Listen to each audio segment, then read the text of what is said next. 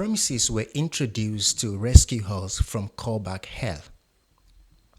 So we can think of a promise as an object that represents the eventual completion or failure of an asynchronous operation and its resulting value. So promises, like we see here, or like we've talked about before, is one of the approaches to asynchronous programming. Now we can also think of a promise. This is an analogy. For instance, we can think of a promise as a restaurant buzzer. So when you order a meal, for instance, maybe they give you the buzzer. Now when the buzzer can represent the meal that you order, and then you can just chill around for a while, and then when the buzzer lights up, then you can go get your meal. That's another dry example, in this case, for promises. Okay. So we've said our promise is an object that represents the eventual completion or failure of an asynchronous operation and its resulting value. Now, a promise has three states. So it has the pending state, it has the fulfilled state, it has the rejected state.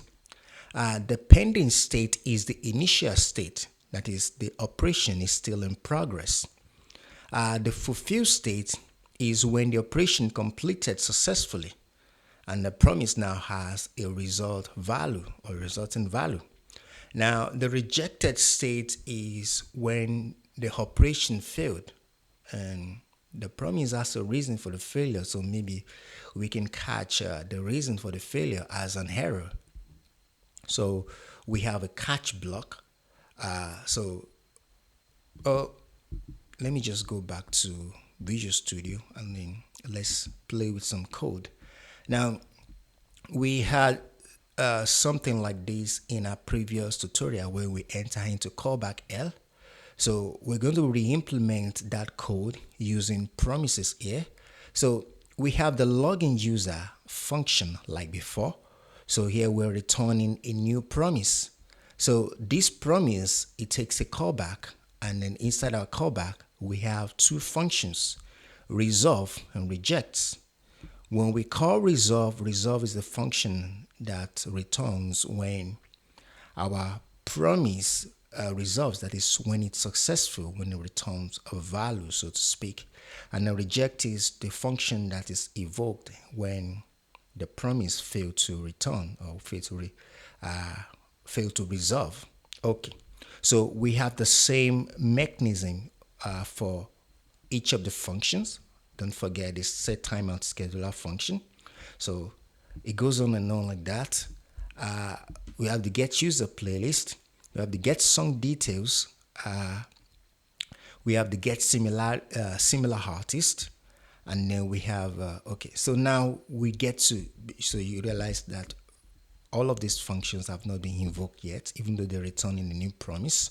Okay, so now we can chain here.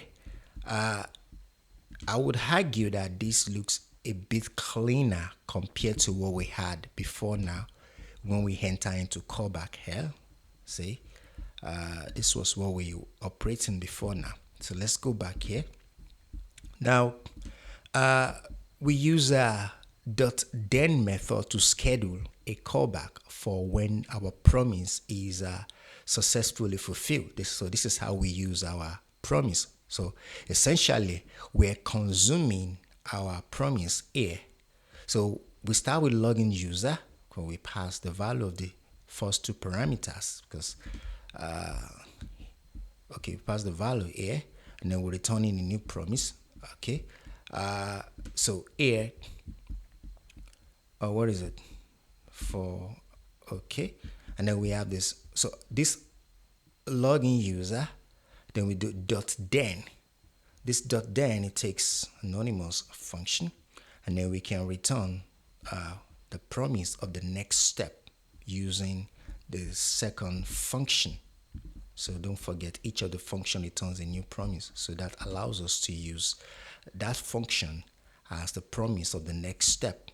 So we can have .then again, we can chain like that. Now the beauty of this is, should any of these fail to resolve, it doesn't block our code, it just moves on to the next chain. It goes on and on like that.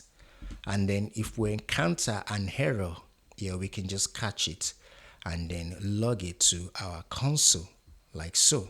So I'm going to save this, and then this should give us an output in our browser.